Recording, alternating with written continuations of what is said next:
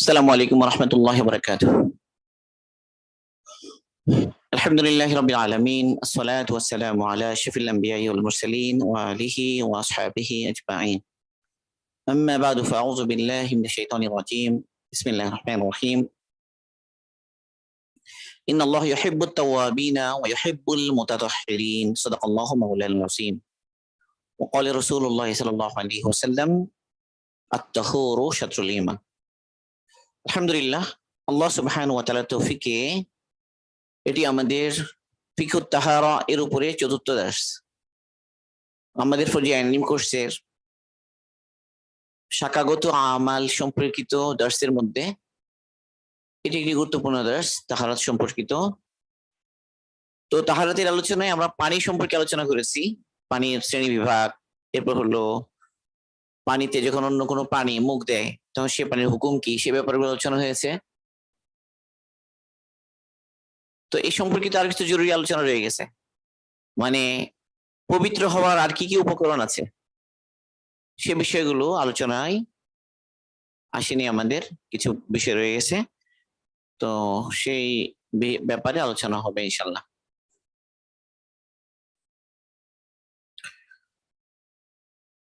তো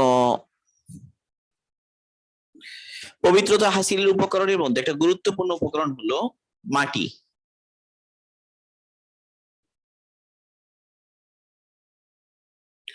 পবিত্র মাটি।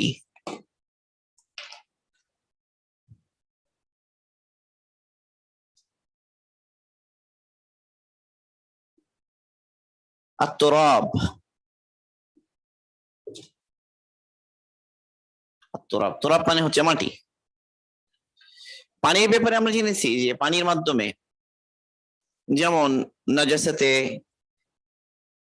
হুকমি এটা দূর হয়, ঠিক তেমনি ভাবে নাজাসাতে হাকিকি এটাও দূর হয়। নাজাসাতে হাকিকি এবং হুকমি দুটোই দূর হয়, কিন্তু মাটি এটাও পবিত্রতা হাসিলের একটা উপকরণ। তবে মাটির মাধ্যমে কেবল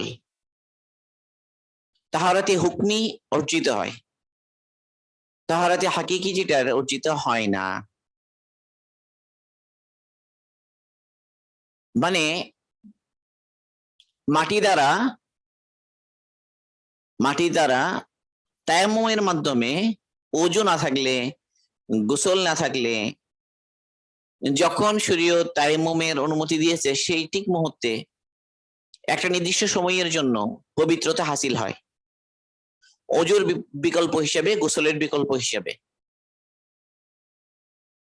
তো সেটা তো তাহারাতে হুকমি, অর্থাৎ নাজাসাতে হুকমি যেটা এটা দূর হলো। ওযু ছিল না, হাদাসে আসগার, বা গোসল ফরজ হয়েছে হাদাসে আকবার। এখন এই ব্যক্তি পানি ব্যবহার করতে পারছে না, এক হয়তো এই কারণে যে পানি নেই তার কাছে, অথবা পানি আছে অন্য কোনো ওজর যেটা আছে, অসুস্থতা ইত্যাদি কারণে পানি ব্যবহার এখন করতে পারছে না। তো এই মুহূর্তে পবিত্রতা হাসিলের জন্য ওযু এবং গোসলের পরিবর্তে তায়াম্মুম করার তো সুযোগ আছে, এবং এর দ্বারা পবিত্রতা হাসিল হবে। যেই পবিত্রতা হাসিল হবে এটা হচ্ছে তাহারাতে হুকমি। কোরআনে পাকের আয়াত, وإن كنتم مرضى أو على سفر أو جاء أحد منكم من الغائط أو لامستم النساء فلم تجدوا ماء فتيمموا صعيدا طيبا فامسحوا بوجوهكم وأيديكم إن الله كان عفوا غفورا।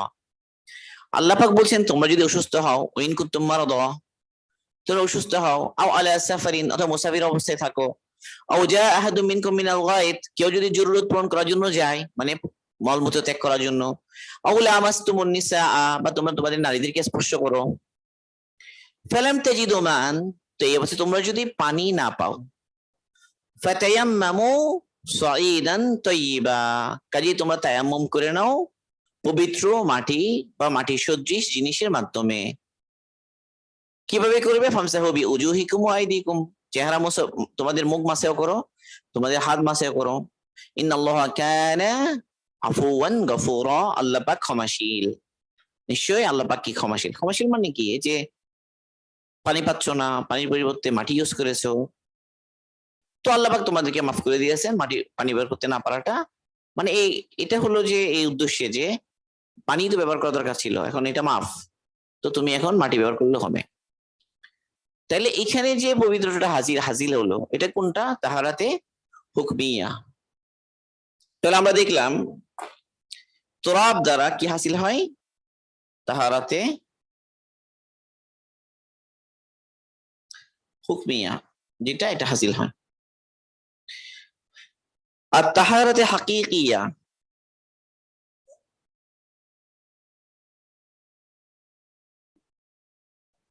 এটা হাসিল হয় কিনা, মানে বাস্তব তাহারাত, বাস্তব নাপাকি দূর হয় কিনা, এটা একটা বিষয়। যদিও বা কিছু কিছু ক্ষেত্রে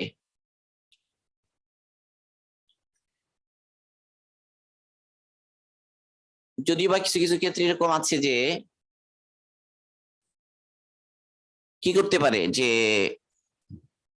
মাটি দিয়ে মুছলে পাক হয়ে যাবে। যেমন ধরা হচ্ছে ইস্তিনজার সময়ে আছে না, যে যদি কেউ মলমূত্র ত্যাগ করে তাহলে ডিলা খুলুক ব্যবহারের কথা আছে। এখানে শুধু ডিলা খুলুক না, এটা তো টিস্যু ব্যবহারের করা তো আছে। তো এর মাধ্যমে নাপাকিটা যদি দূর হয়ে যায়,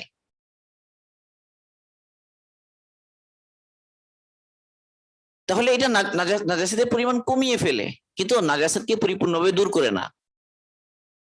তো এই জন্য আমরা বলেছিলাম যে কেউ মলমূত্র ত্যাগ করলো কিন্তু নাপাকি 1 দিরহাম বা আরো বেশি জায়গা পর্যন্ত পৌঁছে গেল, এরকম জায়গায় যদি পৌঁছে যায় তাহলে তো তাকে ধোয়া লাগবে, ধুতেই হবে। শুধু টিস্যু দিয়ে মুছলে বা মাটি দিয়ে মুছলে বা কেবল ঢিলা করে ইউজ করলে হবে না। ঢিলা করে ইউজ করা তো কেবল ততক্ষণ পর্যন্ত যতক্ষণ পর্যন্ত ওই নাপাকিটা জাস্ট বের হয়েছে, কিন্তু আশপাশের চামড়ায় লাগেনি, বা লাগলেও 1 দিরহামের চেয়ে কম। তো এতটুকু তো এমনি মাফ কখনো কখনো। তাহলে এই ধরনের একটা সুযোগ যে রাখা হয়েছে, সেটা হলো নাজাসাতকে কমিয়ে ফেলার উদ্দেশ্য, পুরোপুরি দূর করার উদ্দেশ্য না। একইভাবে আরেকটা বিষয়, যেমন ধরা যাক যে জুতার মধ্যে কি লাগলো, জুতার তলদেশে ময়লা লাগলো, নাপাকি লাগলো, এখন সে মাটিতে ঘষলো, মাটিতে ঘষার কারণে ওই নাপাকিটা কি হয়ে গেল, সরে গেল। এবং সে নাপাকিটা ছিল কোন ধরনের? শুকনো নাপাকি। তাহলে এই শুকনো নাপাকি যেটা, এটা যখন মুছলো, মাটিতে ঘষলো, ওই শুকনো নাপাকিটা কি হয়ে গেল? দূর হয়ে গেল। কিন্তু যদি ভিজা নাপাকি হয় তাহলে কিন্তু কি হবে না, পাক হবে না। তো এটা হলো কি নাপাকির পরিমাণকে কমিয়ে ফেলা আর কি। কিন্তু যখন কি লাগে, ধরা যাক যে কুকুর মুখ দিয়েছে কোনো পাত্রের মধ্যে, তো হাদিসে এসেছে যে আল্লাহ রাসূল বলেছেন যে তোমরা কি করো, যে এটা পাক করার জন্য তোমরা 7 বার ধো, এবং 7 বার ধোয়ার মধ্যে আগে একবার মাটি দিয়ে দো। তুহুরু ইনাই আহাদিকুম ইদা ওয়ালাকা ফিহিল কালবু আয়াগসিলাহু 7 মাররাত উলাহুমা বিত্তুরাব। আল্লাহ রাসূল বলছেন যে কোন একটা পাত্র, তোমাদের কোন ব্যক্তির একটা পাত্র, যে পাত্রের মধ্যে মুখ দিয়েছে কুকুর, তো তাহলে তুমি সেটাকে কি করো? 7 বার ধৌত করো, এবং প্রথমবার এটাকে ধো মাটি দ্বারা। তো এখানেও ব্যাপারটা হলো যে মাটি দিয়ে ধোয়াটা আমাদের মধ্যে মুস্তাহাব হানাফি মাযহাবে। হানাফি মাযহাবে যদি কেউ 3 বার ধুয়ে ফেলে, কোন একটা পাত্রে মুখ দিয়েছে কুকুর, হানাফি মাযহাবে যদি 3 বার পানি দিয়ে ধুয়ে ফেলে, এটা পাক হয়ে যাবে। কারণ আবু হুরায়রা রাদিয়াল্লাহু তাআলা আনহু থেকে আছে যে যে যদি কুকুর মুখ দেয় তাহলে এটাকে যেন 3 বার সে ধোয়। তো আসল কথা হলো, প্রথমে হুকুম ছিল কয়বার? 7 বার ধোয়ার। মানে প্রথমে কুকুর সম্পর্কিত বিধিবিধানগুলো একটু কি ছিল, যে করা ছিল। পরে আস্তে আস্তে কি করা হলো, মানসুখ হয়ে গেল। তো পরে 3 বার ধুলেও কি হয়ে যাবে, পাক হয়ে যাবে, এই ধরনের বিধান এলো। যাই হোক, তো এখানেও একবার মাটি দিয়ে ধোয়ার কথা আছে, এটা মুস্তাহাব বলতে পারি আমরা হানাফি মাযহাবে। তাহলে মাটিকে উপকরণ হিসেবে ব্যবহার করা। আরেকটা আমরা বলেছি ফরকুন। ফরকুনের আলোচনা গতদিন গিয়েছে। ফরকুন মানে হলো খুঁটিয়ে খুঁটিয়ে কোনো নাপাকি দূর করা।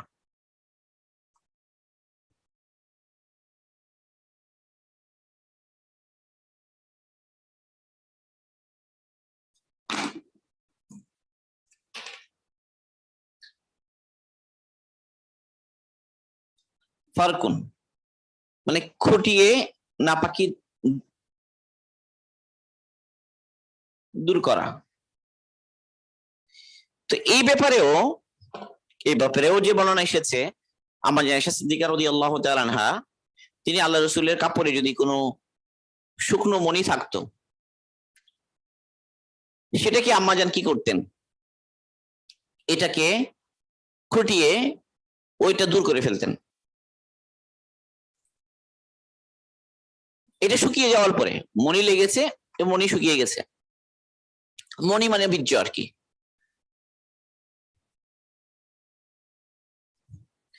এবং আল্লাহ রাসূল সেটাতে আবার নামাজ পড়তেন।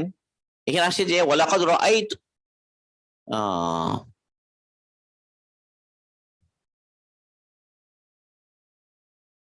আবার আয়েশা সিদ্দিকা রাদিয়াল্লাহু তাআলা আনহা থেকে বর্ণিত আর কি, যে তিনি আল্লাহ রাসূলের কাপড়ে খুঁটিয়ে মণিগুলো দূর করে ফেলতেন, আল্লাহ রাসূলের উপর নামাজ পড়তেন।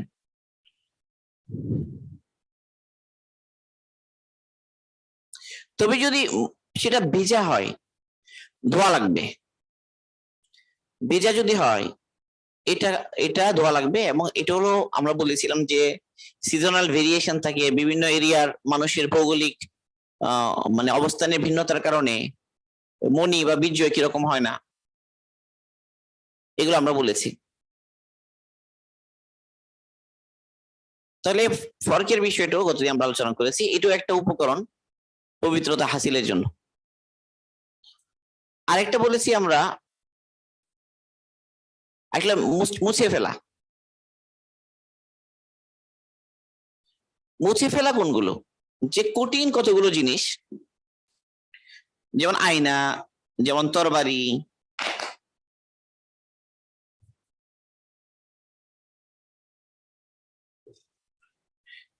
এই ধরনের কিছু জিনিস যেগুলোতে নাপাকি লেগেছে, ছুরি। তো যদি শুকনো নাপাকি লাগুক বা ভেজা নাপাকি লাগুক, যদি এটাকে মুছে ফেলা হয় কোনো কাপড় দিয়ে এবং নাপাকির আসর যদি দূর হয়ে যায়, তাহলে এটা পাক হয়ে যাবে। কারণ রাসূল সাল্লাল্লাহু আলাইহি ওয়াসাল্লামের সাহাবীরা তার কাফিরদের সাথে তরবারি দিয়ে কি করতেন, যুদ্ধ করতেন। এরপর তারা এটাকে জাস্ট মুছে ফেলতেন, মুছে ফেলেই আবার সেটা সাথে থাকা অবস্থায় তারা নামাজ পড়তেন, ধুতেন না। তো এটা বোঝা গেল যে জাস্ট মুছার মাধ্যমে এই সমস্ত জিনিস থেকে নাপাকি দূর হয়ে গেলেই এটা কি হয়ে যাবে, পবিত্র হয়ে যাবে। ছুরিতে রক্ত লাগলো, তো যে ভালো করে মুছে ফেলা হয়, বিশেষ করে মাটি দিয়ে যদি মুছে ফেলা হয়, তাই তো এটা দূর হয়ে যায়, এর দ্বারাই পাক হয়ে যায়।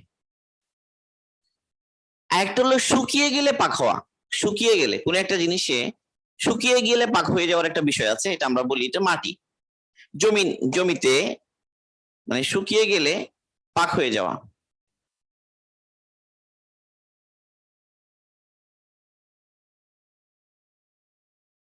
ধরা যাক কোনো বাচ্চা প্রস্রাব করলো জমিতে, জমিতে মানে মাটিতে আর কি, শুকিয়ে গেল। শুকিয়ে গেলে এটা কি হয়ে গেছে, পাক হয়ে গেছে। সাধারণত ওই রাসূল সাল্লাল্লাহু আলাইহি ওয়াসাল্লামের জামানায় তো রাত কাটেন, যেমন ইবনে ওমর রাদিয়াল্লাহু আনহু, তো মসজিদে থাকতেন, মসজিদে অবস্থান করতেন, রাতও কাটাতেন তারা। তো তারা দেখতেন যে কুকুর মসজিদের ভিতরে ঢুকতো, ঢুকে কি করতো, প্রস্রাব করতো, মসজিদের এক পাশ দিয়ে ঢুকে আরেক পাশ দিয়ে বেরিয়ে যেত।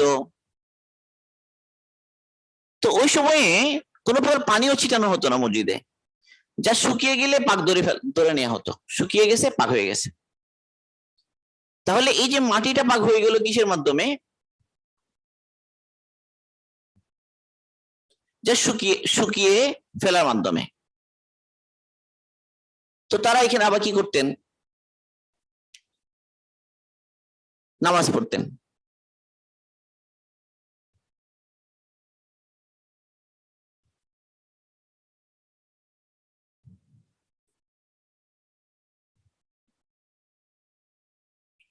মানে কোন একটা মাটি সেটা শুকিয়ে গেলে কি হয়ে যায়? পাক হয়ে। তবে একটা জিনিস মনে রাখতে হবে এখানে, সেটা হলো তায়াম্মুম করার জন্য সেই মাটিটা কি হবে না, উপযুক্ত হবে না। মানে যে মাটিতে একবার নাপাকি লেগেছে পড়েছে, সে নাপাকি কি হয়ে গেছে? শুকিয়ে চলে গেছে। শুকিয়ে চলে যাওয়ার পরে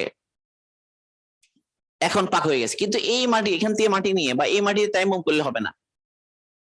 তায়াম্মুম করার জন্য এমন মাটি লাগবে যেটা আগে থেকে পবিত্র এবং অন্যকে পাক করার যোগ্যতা আছে। এই মাটির পাক আপাততের উপর নামাজ হবে, কিন্তু এটা দিয়ে তায়াম্মুম সহি হবে না। এটা হলো কথা।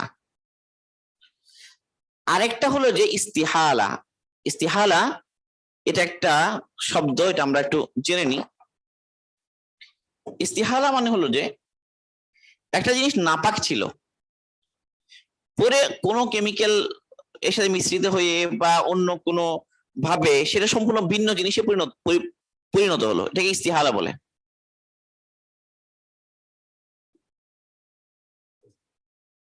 ইস্তিহালা ধরা যাচ্ছে একটা লবণের স্তূপ। লবণের স্তূপের মধ্যে যে কোনো একটা মরা কোনো জিনিস পড়লো, অনেকদিন এখানে থাকার কারণে ওই মরা জিনিসটা পুরোটাই লবণে পরিণত হয়ে গেল। এখন এটা নাপাক আছে রইলো কিনা, মানে সম্পূর্ণ অন্য জিনিসে পরিবর্তন হয়ে গেল। ওই অন্য জিনিসটা পুরোটাই লবণ, তো এটা তো পাক। এটা কারণে কি হবে না, এটা নাপাক রইল না, কি হয়ে গেল, পাক হয়ে গেল।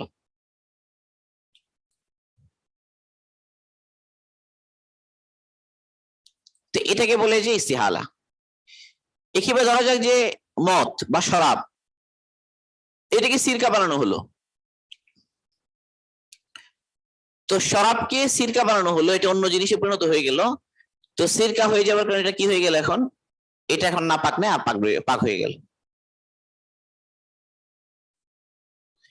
তো এই জন্য এই জামানাতে অনেক জিনিস ব্যবহার করা হচ্ছে বা বিভিন্ন হারাম সোর্স থেকে অনেক জিনিস ব্যবহার করা হচ্ছে। এখন এগুলো যদি ইস্তিহালা প্রমাণিত হয়, যে ইস্তিহালা হয়ে সম্পূর্ণ নতুন জিনিসের পরিবর্তন হয়েছে, তাহলে এটাকে পাক ধরা হবে, হালাল ধরা হবে। আর যে ইস্তিহালা হয়নি, যদি হয় পরিবর্তন হয়নি ধরা হয়, আগের অবস্থায় রয়ে গেছে, তখন কি বলা যাবে না, এটাকে হালাল হয়ে গিয়েছে বা পাক হয়ে গেছে বলা যাবে না। তো ইস্তিহালা এটা একটা পাক করার একটা উপকরণ। আরেকটা হলো দাবাগা। দাবাগার কথা আমরা আগেই বলেছি। চামড়া, চামড়া কি করা, চামড়াকে এই প্রক্রিয়াজাত করার যে ব্যবস্থা, এটার মাধ্যমে কি হয়ে যায়, পাক হয়ে যায়। তবে এখানে একটা জিনিস,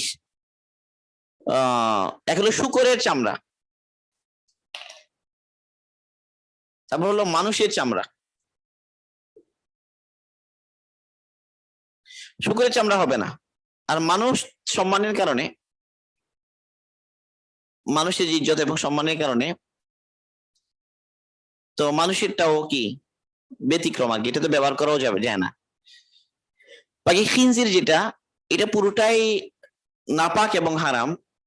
নাজিসুল আইন বলা হয় এটাকে, নাজিসুল আইন, মানে পুরোটাই কি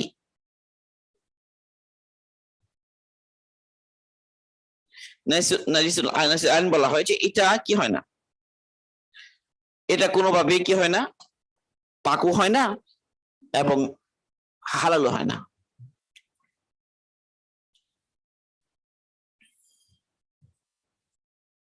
তাহলে এটা একটা গেল দাবাগতের কথা বললাম।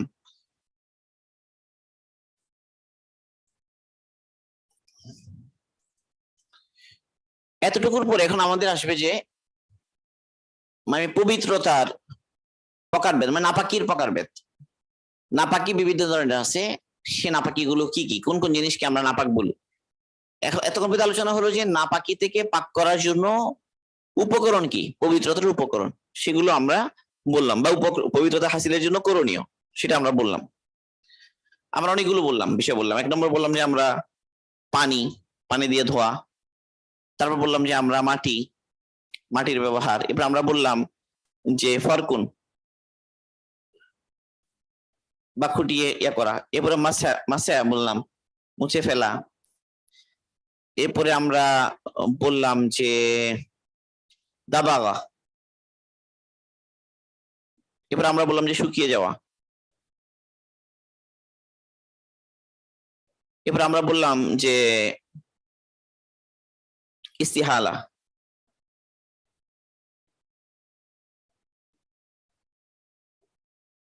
তাহলে এই সবগুলোই হলো নাপাককে পাক করার পদ্ধতি বিভিন্ন জিনিসের ক্ষেত্রে।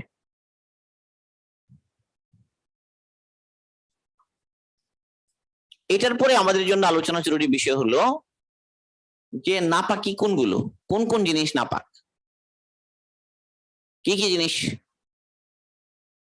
দাবাগা দ্বারা হালাল হবে না। মানুষ এবার শুক্রেছি আমরা দাবাগা দ্বারা হালাল হবে না, জি সেটাই। এখন আমরা নাপাকি সম্পর্কে একটু আলোচনা করি, কোন কোন জিনিস নাপাক, মানে নাজাসাতে হাকিকি যেগুলো, কি কি জিনিস।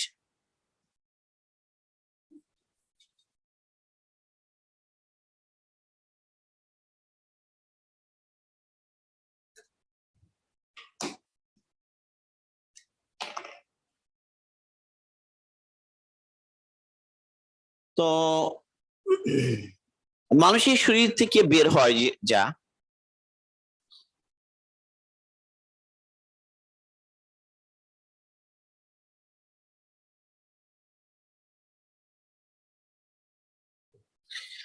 মানুষের শরীর থেকে যে সমস্ত জিনিস বের হয়ে অজু বা গোসলকে কি করে,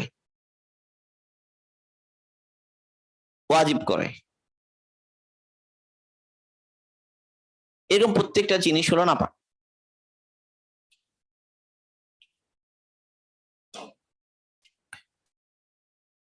তাহলে প্রস্রাব মানে মলমূত্র,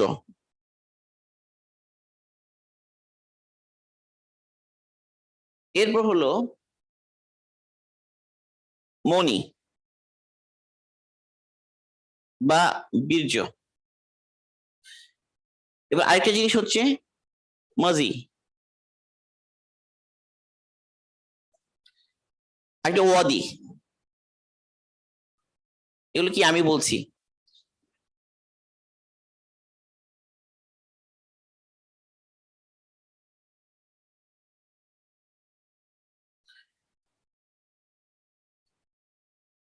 তারপর হলো হায়েস নেফাজে রক্ত,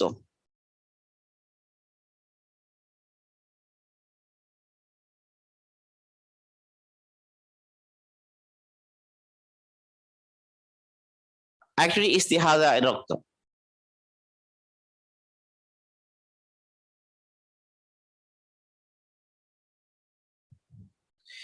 এরপর হলো যে কোনো আঘাত, ক্ষতস্থান থেকে বের হওয়া, প্রবাহিত রক্ত।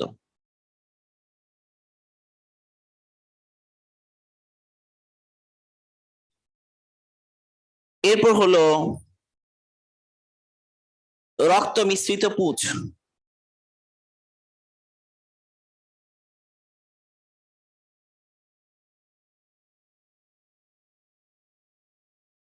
রক্ত মিশ্রিত পুঁজ। এরপর হলো মুখ ভর্তি হওয়া বমি,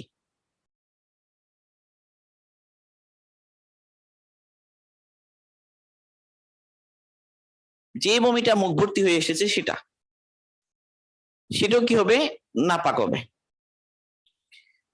তাহলে এই জিনিসগুলো মানুষের শরীর থেকে বের হয়, এরকম জিনিস এগুলো।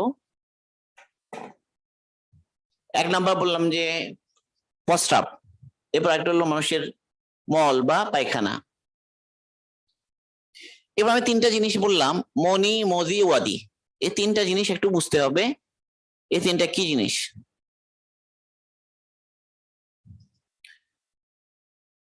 সাধারণত মনি যেটা এটা হলো বীর্য, সিমেন্ট যেটা।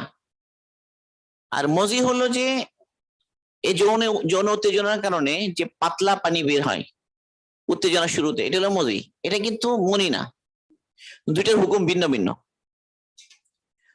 ওয়াদি যেটা, ওয়াদি হলো তাও হয়তো প্রস্রাবের রাস্তা দিয়ে বের হচ্ছে, যৌন কোনো উত্তেজনার সাথে সম্পর্কিত না, এমনি প্রস্রাবের আগে পরে বা কোনো সময় যদি এমন কোনো জিনিস বের হয়, প্রস্রাব ছাড়া অন্য জিনিস পুষ হতে পারে, বা ওখানে অন্য কোনো সিক্রেশন কালেকশন যদি এগুলো বের হয়, সেই ওয়াদি বলা হয়। হায়েস এবং নিফাসের রক্ত, হায়েস হচ্ছে মহিলাদের পিরিয়ডিক ব্লিডিং যেটা সেটা, আর নিফাস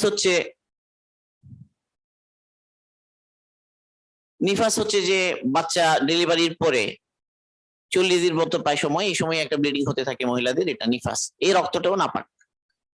আর ইস্তিহারা এটা কিন্তু পিরিয়ডিক ব্লিডিং না, এটা হচ্ছে এমনি নন পিরিয়ডিক কোনো রোগের কারণে কোনো ব্লিডিং হচ্ছে মহিলাদের, সেটা ইস্তিহাদা বলা হয়। সেটা তার রক্ত যেটা, এটাও নাপাক। শরীরের ক্ষতস্থান থেকে বের হওয়া যে রক্ত, ক্ষতস্থান থেকে বের হওয়া যে রক্ত, সেটা হলো কি নাপাক।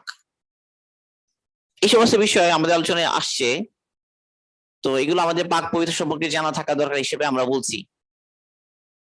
ইন্নাল্লাহা লা ইয়াস্তাহি মিনাল হক, আল্লাহ পাক হকের ব্যাপারে লজ্জা করেন না। মহিলা সাহাবীগণ তারা আল্লাহ রাসূলকে অনেক বিষয়ে আল্লাহ রাসূলের কাছ থেকে জেনে নিতেন মহিলা সাহাবীদের মাধ্যমে। তো অনেকগুলো বিষয় আছে যেগুলো আমাদের জানা থাকা দরকার, সেই হিসেবে এগুলো আলোচনা আসছে আর কি। এবার ক্ষতস্থান থেকে বের হওয়া প্রবাহিত রক্ত যেটা বের হয়ে গড়িয়ে পড়েছে সেটা। আরেকটা হলো সদীদ, মানে পোঁছ মিশ্রিত রক্ত। আরেকটা হচ্ছে মুখভর্তি হয়ে যে বমিটা বের হচ্ছে, না অজু ভাঙবে, মুখভর্তি বমি হলে গোসল ফরজ হয় না, কি হয় অজু করতে হয় আর কি, অজু চলে যায়। এই সব বিষয়গুলো নাপাক। এখানে মনি এবং মজি এই দুটা ডিফারেন্সটা বলা খুব গুরুত্বপূর্ণ, কারণ অনেকেরই এই বিষয়গুলো কনফিউশন হয়, অনেক ছেলেরা এই বিষয়টা নিয়ে কনফিউশনে ভোগে, ফলে তারা ওই গোসল করতে হবে কি হবে না বুঝতে পারে না, না বুঝে তারা নামাজ ছেড়ে দেয়।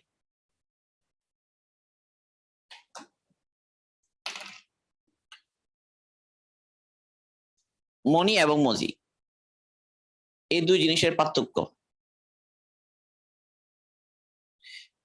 সাধারণত মনি যেটা অপেক্ষাকৃত গাঢ়,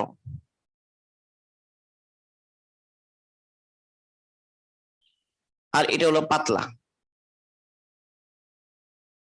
এটা সাধারণত উত্তেজনার চূড়ান্ত পর্যায়ে বের হয়।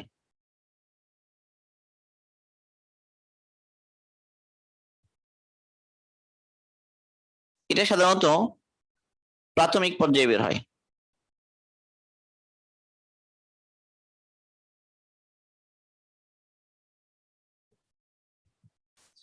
এরপর হলো মনি বের হওয়ার সময় সাধারণত ওখানে পিনাইল যে মাসেল গুলো আছে, অর্থাৎ মানুষের যে যৌনাঙ্গের সংকুচন প্রসারণের মাধ্যমে বের হয়। মানে মাসেল যেগুলো আছে এগুলো সংকুচিত প্রসারিত হয়ে বের হয়, এটা সংকোচন প্রসারণ ছাড়া বের হয়।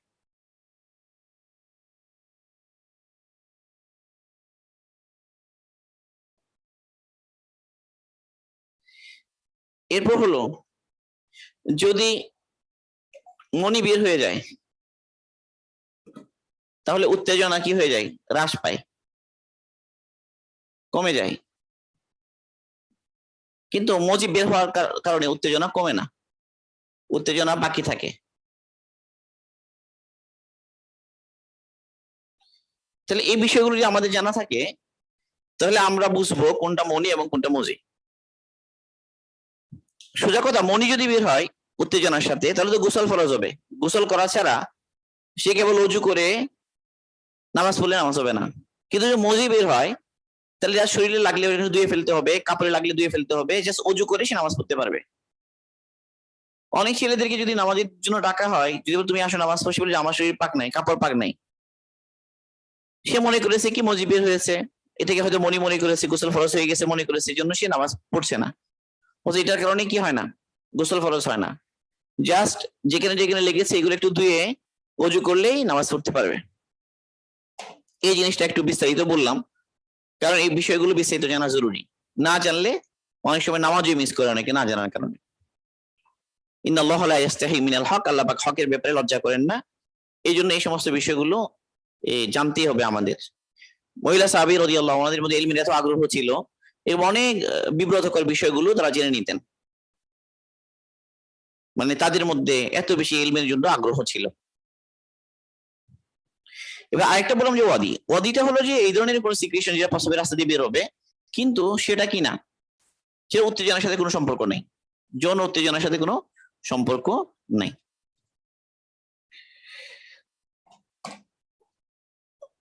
এগুলো গেল মানুষের শরীর থেকে বের হওয়া বিষয়গুলো। এগুলো দলিল কি? আল্লাহ পাক এই সমস্ত জিনিস বের হলে পবিত্রতা হাসিল করতে বলেছেন।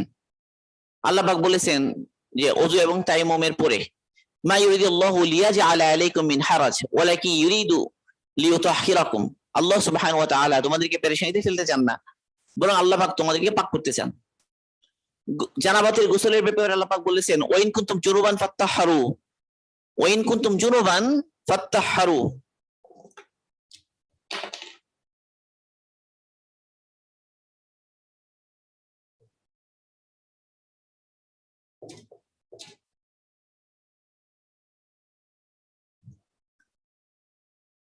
ফাত্তাহহারু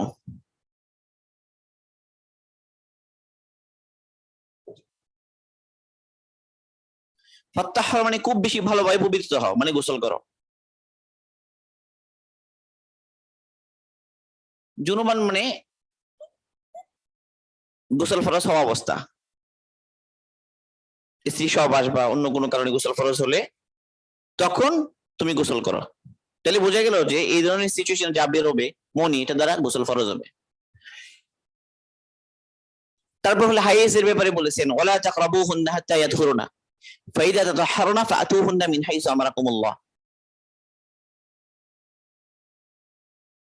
মানে হাইজ অবস্থায় মহিলাদের এই যে দূরে থাকার অর্থ এটা কি? এটা হলো যে জাস্ট ওই সময়ে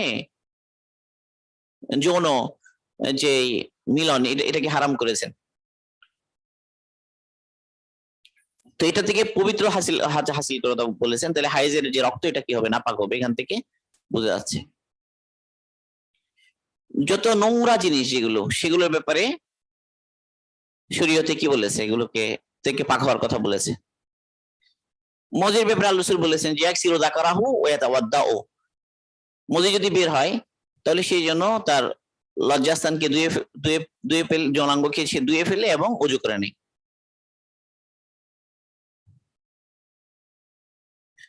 যেটা প্রবাহিত নয়, যে রক্তটা, সেটা নাপাকও নয়। কারণ ওই জিনিসটা কি নাপাক যেটা দমে মাসফু। আল্লাহ বলেছেন, কুল লা আজিদু ফি মা উহিয়া ইলাইয়া মুহাররামান আলা তাইমিন ইয়াতআমুহু ইল্লা ইয়াকুনা মাইতাতান আও দামান মাসফুহান আও লাহমা খিনজিরিন ফাইন্নাহু রিজসুন। আল্লাহ পাক বলেছেন যে মাইতা আর হলো প্রবাহিত রক্ত আর হলো শুকরের গোশত, এগুলো ফাইন্নাহু রিজসুন। রিজসুন মানে হলো যে কি নাজিসুন, সেগুলো নাপাক। আল্লাহ বলেছে প্রবাহিত রক্ত নাপাক। এই আয়াত দ্বারা বোঝা যাচ্ছে সেটা।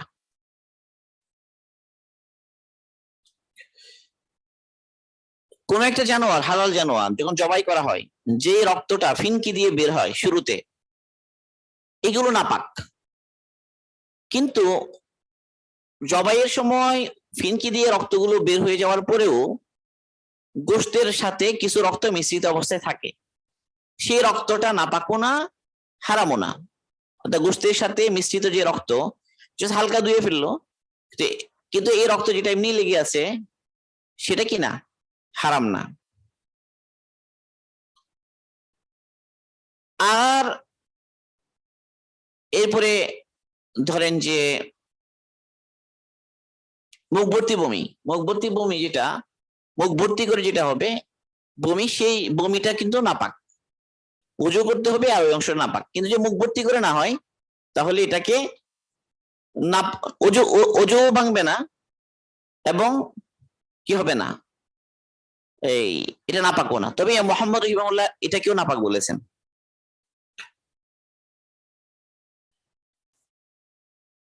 এইগুলো তো মানুষের ব্যাপারে বললাম।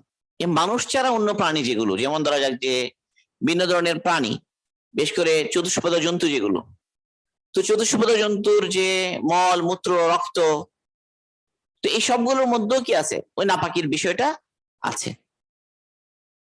প্রবাহিত রক্ত, এরপর হলো তাদের মলমূত্র, এগুলো। তো এখানে আবার নাজাসাতে খফিফা এবং নাজাসাতে গালিজা হিসেবে কি করা হয়, ভাগ করা হয়। যে সাধারণত চতুষ্পদ জন্তু যেগুলো, পশু, তো পশুর মধ্যে তো দুই ধরনের, যাদের মাংস খাওয়া হয়, যাদের গোশত খাওয়া হয়, এরা একদল, আর যাদের গোশত হারাম, দুই দল, দুই দল হলো। তো যে পশুগুলো গোশত হালাল, যাদের গোশত হালাল হোক বা হারাম হোক, এই সবগুলোর মল যেটা, এটা নাজাসাতে গলিজা, নাজাসাতে গালিজা, গালিজা মানে শক্ত নাপাকি। কিন্তু যে পশুগুলোর গোশত হালাল, তাদের প্রস্রাব, এটা হলো নাজাসাতে খফিফা, মানে হালকা নাপাকি। কিন্তু যাদের গোশত খাওয়া হারাম, তাদের যে প্রস্রাব, এটা কিন্তু নাজাসাতে গালিজা।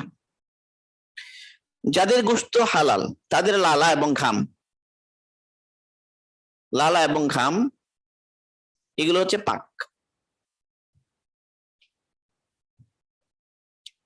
যাদের গোশত খাওয়া হারাম, যেমন কুকুর এবং হিংস্র পশুগুলো, তাদের লালা এটাও কি নাপাক।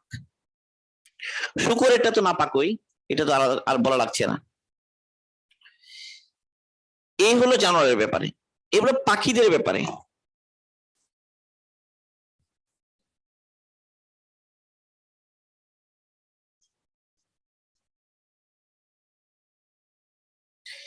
পাখির মধ্যেও দুই ধরনের পাখি। একটা হলো আকাশে উড়ে,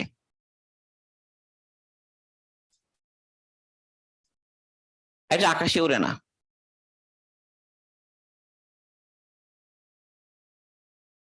যেগুলো আকাশে উড়ে, এগুলোর মধ্যে দুই ধরনের, হালাল, যেগুলোকে খাওয়া হালাল, যেগুলো খাওয়া হারাম, মানে অনেকটা হিংস্র, হিংস্র পাখিগুলো, হিংস্র নকল বিশিষ্ট পাখি।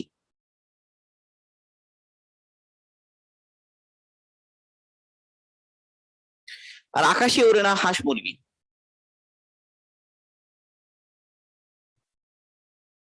সাথে হাঁস মুরগির যে বিষটা, এটা কি, এটা নাজাসাতে গলিজা,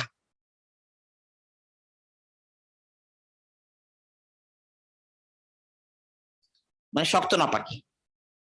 আকাশে উড়ে যেমন কবুতর, চড়ুই, যেগুলো, যে সমস্ত পাখিগুলো গোশত খাওয়া হালাল, তো এদের বিষ্ঠাগুলো পাক। আরেকটা বিষয় বোঝার আছে, সাধারণত মসজিদ নববী বা মসজিদে হারাম, এগুলোতে প্রচুর পাখিরা উড়ে, আগে উঠতো। তো ওগুলো সাধারণত ওইখানে তাদের বিষ্ঠাগুলো পড়ে, কিন্তু এগুলোকে পাক করার কথা কোথাও বলা হয়নি। তো স্বাভাবিকভাবেই বোঝা গেল যে এগুলো পাক করা তো কঠিন হবে, তো এইগুলো হলো কি, এগুলো পাকের হুকুমে।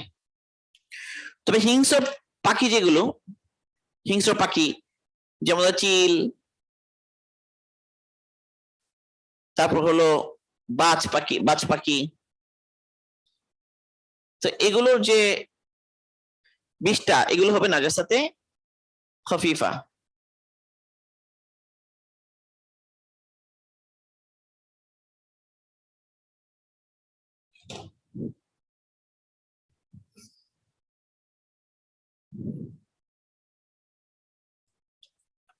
হাঁস মুরগি যেগুলো, এগুলো নাপাকি বেশি, দুর্গন্ধ, এই জন্য এগুলো হলো নাসিয়া গালিজা। আর যেগুলো আকাশে থাকে, যেগুলো গোস্ত খাওয়া হয়, চড়ুই বললাম, কবুতর বললাম, এগুলোর বিষ্ঠাগুলো এগুলো পাক।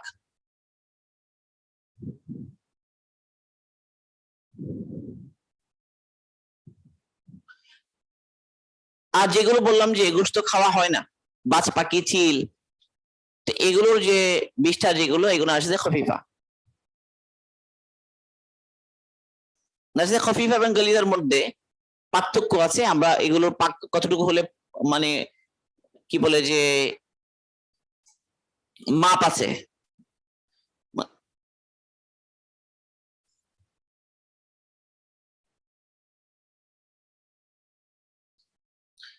সেগুলো আমরা মোটামুটি বললাম। এরপরে নাপাকির মধ্যে হলো যে শরাব, মানে মদ।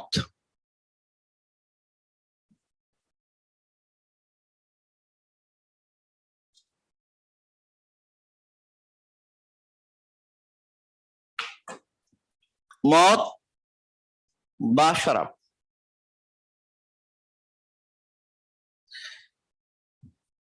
কোরআনে পাকে আল্লাহ পাক বলেন, ইয়া আইয়ুহাল্লাযীনা আমানু ইন্নামাল খামরু ওয়াল মাইসিরু ওয়াল আনসাবু ওয়াল আজলামু রিজসুম মিন আমালিশ শাইতান ফাজতানিবুহু লাআল্লাকুম তুফলিহুন। হে ঈমানদারগণ, নিশ্চয়ই নিশ্চয়ই শরাব, জুয়া, ও যে ভাগ্য গণনা, যে তীর ইত্যাদি, এগুলোকে রিজসুন বলেছেন, শয়তানের আমলের মধ্য থেকে, মানে মন্দ আমল। রিজসুন মানে হচ্ছে নাজিসুন, মানে নাপাক। তো এটা হলো দলিল যে শরাব কি হওয়ার, নাপাক হওয়ার। একইভাবে সাহাবা রাদিয়াল্লাহু আনহুম এর মধ্যে যেমন আবু সালাবা রাদিয়াল্লাহু আনহু, তিনি আল্লাহকে জিজ্ঞাসা করেছেন, হে আল্লাহর রাসূল, আমরা তো আহলে কিতাবদের কাছে কি যাই, তো তারা কি করে তাদের পাত্রের মধ্যে খিনজির কি করে, খিনজির মানে শুকর, শুকর রান্না করে। আর হলো তারা তাদের যে শরাবগুলো, তাদের পাত্র করে যারা শরাব খায়। এখন আমরা তাদের এগুলোতে খেতে পারবো কিনা? তাহলে রাসূল বলছেন যে তোমরা যদি এগুলো ছাড়া অন্য কিছু পাও, তাহলে সেগুলোতেই আহার করো এবং সেগুলোতেই পান করো। মানে তোমরা যদি এই যে আহলে কিতাবরা যেগুলোতে শুকরের গোশত রান্না করে, আর যে সমস্ত পাত্রে তারা কি খায়, শরাব খায়, সেই সমস্ত পাত্র ছাড়া যদি অন্য কোনো পাত্র পাও, সেগুলোতেই খাও এবং সেগুলোতেই পান করো। আর যদি এরকম সম্ভব না হয়, আর কিছু না পাও, তো তোমরা কি করো, সেটা পানি দিয়ে ভালো করে ধৌত করো, এরপরে খাও এবং পান করো। তাহলে এখানে যে ধোয়ার কথা বলেছেন, যেগুলো শরাব খেয়েছে তারা, এটা দ্বারা বোঝা যাচ্ছে কি শরাব না পাক। কারণ পাক হলে তো আল্লাহ রাসূল এই কথাটা বলতেন না।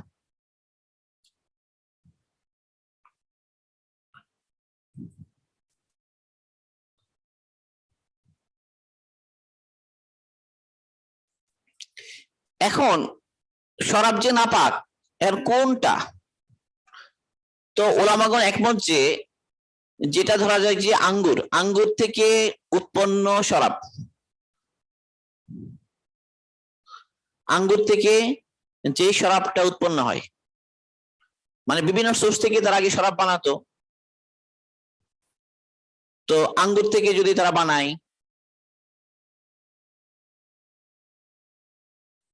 তো এই ধরনের আরো কিছু সোর্স আছে, যেগুলো থেকে যদি তারা বানায় তখন কি হবে, হারাম হবে। কিন্তু যদি ওগুলো ছাড়া এমনিতে যেগুলো পরীক্ষাগারে বিভিন্ন সময় বানানো হয়, অ্যালকোহল, অন্য কোনো সোর্স থেকে ইথাইল অ্যালকোহল ইত্যাদি, তো এইগুলোর কি হবে না, এগুলো খাওয়া তো হারাম হবে, নেশা জাতীয় জিনিস যেটা এক ফুটও হারাম হবে, যেটার মধ্যে কি আছে, নেশা সৃষ্টি করে, যে এরকম আছে।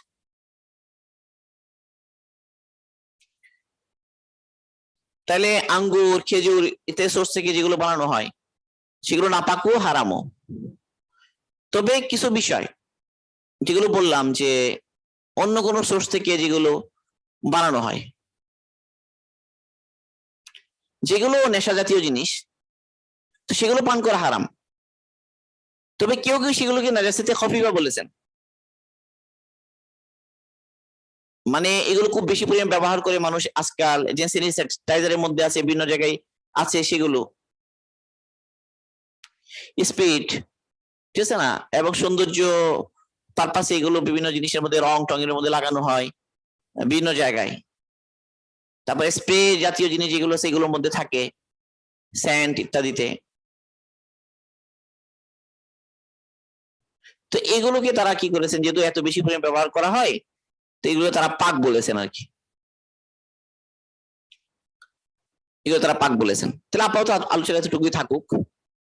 অনেকগুলো আলোচনা আমরা হলো, মদ এবং শরাবের ব্যাপারে আলোচনা করলাম। যেগুলো প্রাকৃতিক সোর্স বললাম যে এই আঙ্গুর বা ইয়া থেকে তৈরি করা হয় সেগুলো। তো অনেক লম্বা আলোচনা হয়ে গেল।